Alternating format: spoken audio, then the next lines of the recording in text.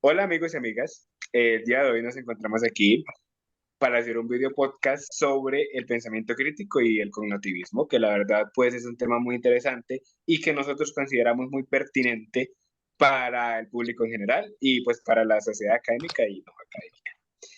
El día de hoy me encuentro con mis compañeros John André Marín, Aquí. Carlos Díaz y Juan Esteban Tobar. Cada uno de ellos estudió partes muy específicas de algo que vamos a explicar así rapidito en este video podcast, que es básicamente el tema que les había explicado anteriormente. Para vender un contexto así supremamente minucioso, supremamente rápido y pues dinámico, lo que vamos a hacer básicamente es coger el tema de pensamiento crítico y cognitivismo en relación con la parte física del cerebro y pues con la parte de esa percepción de la realidad que tenemos todos, de esa parte de las ideologías, de esa parte de las actitudes y de las habilidades que según algunos autores debemos tener para pensar, entre comillas, de forma crítica. Para ello, para explicar las habilidades de una forma más amena y un poquito más especializada, le voy a dar la palabra a mi compañero John André, que estudió un poquito más este tema. Gracias, Juan. En general, yo estudié más principalmente sobre los autores, ya saben. Eso como para tener una idea base de que este tipo lo dijo, así que este tipo tiene que tener la razón, ¿no? Es viejo. Mm. Podemos identificarlo, por ejemplo, con Costa y Freiner.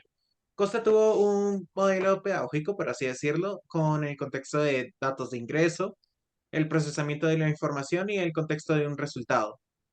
Claro, esto es algo que podemos fácilmente ver cuando le damos a un niño, haga la identificación de cuánto es x elevado a la tal sobre tal hacia tal.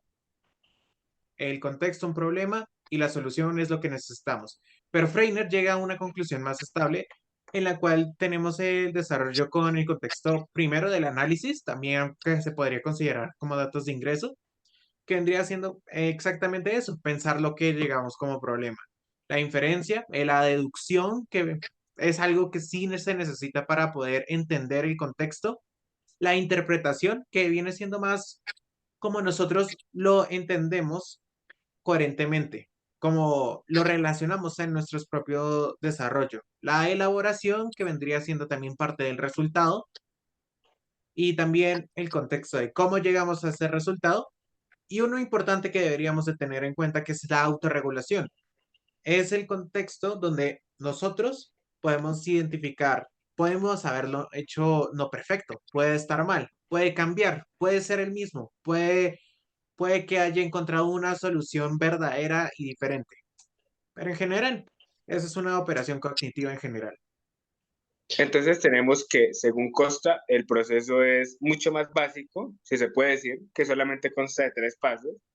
Y me parece que los italianos, o sea, Giancarlo y Faccione, lo clasifican ya como en seis, o sea, ya como que ellos hacen un proceso más minusivo de esto, de lo otro, y etcétera. Cinco realmente, pero se puede identificar. Sí, bueno, y también están las actitudes. Creo que, bueno, todo lo que dice John es muy interesante. Yo les quiero hacer una pregunta a todos. Bueno, antes de decir las actitudes a las que estos se refieren, quiero leerles un corto pedazo citando a Courtland y me dicen como su opinión. Dice, pensar críticamente significa confiar en la razón como principal patrón de conducta y ampliar la cantidad de puntos de vista al momento de abordar una comprensión cabal de la realidad, siguiendo el hilo de evidencias hasta donde ésta nos lleve. Bueno, no sé, ¿qué pueden deducir ustedes de esta parte? Yo diría Pues yo que está más identifico que él hace relacionado como, con el contexto de Costa, donde viene un desarrollo más lineal, aunque también podría relacionarse a través de Freiner por el hecho de que es más correlativo, pero no tiene el contexto o el texto que podría considerarse lo suficientemente relacionado a Freiner.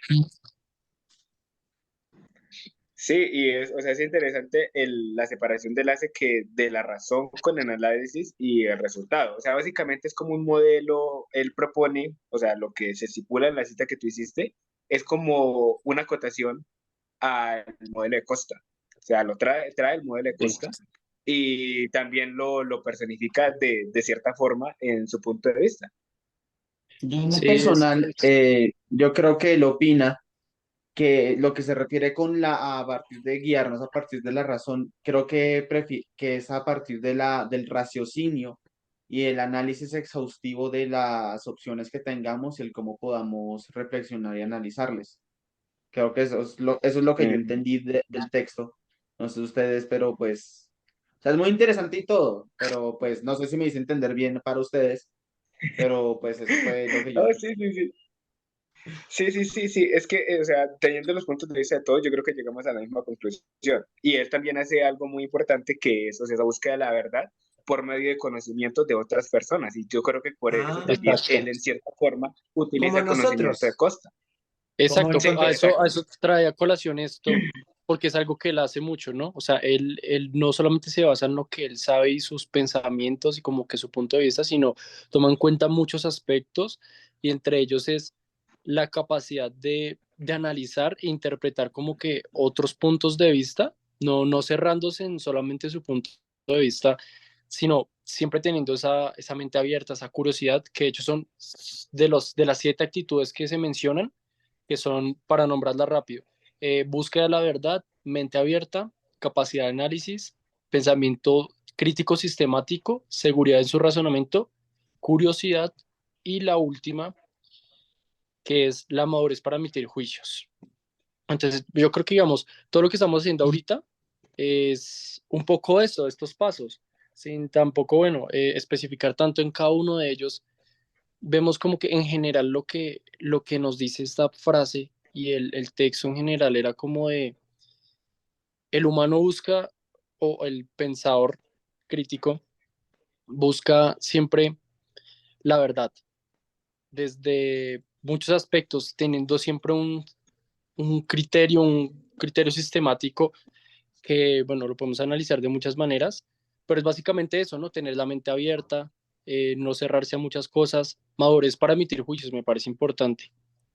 No cerrarse simplemente como en sus cosas, sino además hacer una crítica constructiva de una forma analítica y neutral hacia otros puntos de vista. A mí me parece importante, o sea, lo que tú dices sobre la forma sistemática de hacer el pensamiento, pues porque nosotros sabemos que somos humanos y que necesitamos un estilo de orden, incluso en las formas de pensar, para entender esas formas de pensar y para hacerlas más amenas a la hora de socializarlas con las personas, cuando queremos que nos entiendan, ¿sí? O sea, así Exacto. en ese orden de ideas, pues uno citaría personas como Piaget, o como Montessori, que hicieron Como sus modelos Montessori. pedagógicos muy Sí. dinámicos, Pero sí, miren, yo que los creo hicieron muy que dinámicos, precisamente pero con que ese los tuvieron que desarrollo, escribir y organizarlos. Sí, dale. sí, miren, yo creo que con ese desarrollo lo que entra es precisamente el tema de la educación y el cómo se implementan ciertas actitudes para poder desarrollar ese pensamiento, esa capacidad adecuada de poder pensar, analizar, reflexionar y llegar a una conclusión, porque realmente no es fácil para todos. O sea, es algo muy obvio que hoy en día todos aquí, acá en esa reunión, para nosotros cuatro podría ser y para los que estén viendo podría ser obvio, pero realmente es algo que no siempre se puede permitir o que la gente simplemente no recibe la educación adecuada en este tipo de aspectos. Entonces yo creo que eso de que tú dices de que conseguir el mejor reflexionar y el pensamiento, eso es algo que se tiene que desarrollar desde, no solo desde casa, desde el principio en casa, desde la niñez, sino a través de todo un proceso educativo hasta lo que se podría considerar una adultez juvenil, ¿no? O incluso desde antes, de ser preferible. Pues hay personas que se desarrollan un poquito más tarde o Es que se curioso la tardan forma en más. la que lo dices.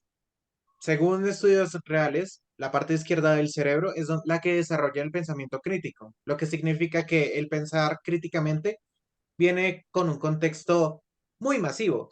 Eso quiere decir, inclusive, los niños, los bebés inclusive, llegan a pensar críticamente para identificar, por ejemplo, al momento de hacer una maldad.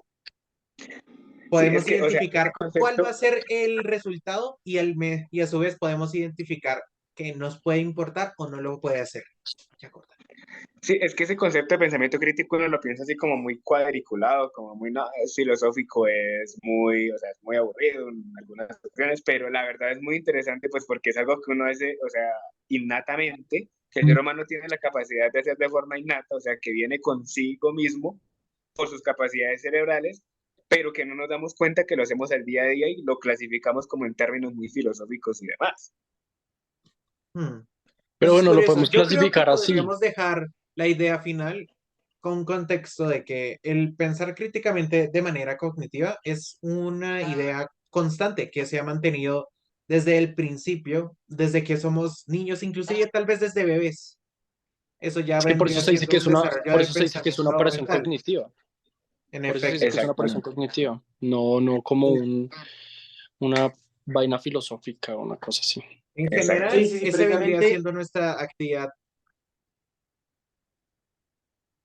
Eh, sí, precisamente al entrar en el término cognitivo, se refiere, entra, qué pena interrumpir, pero quería aclarar que al entrar en lo cognitivo precisamente se trata de la educación, o sea, hay algo muy diferente a enseñar y filosofar en el sentido, o sea, sé que suena contradictorio, pero en el sentido de que no basta con que el estudiante simplemente le escupas todo, sino que tienes que enseñarle de tal forma que no solo el concepto, sino también que el estudiante lo aplique, o sea, se le quede grabado en la cabeza y sea capaz de aprendérselo y aplicarlo constantemente y para al punto que es un desarrollo constante y ya sea algo innato de la persona.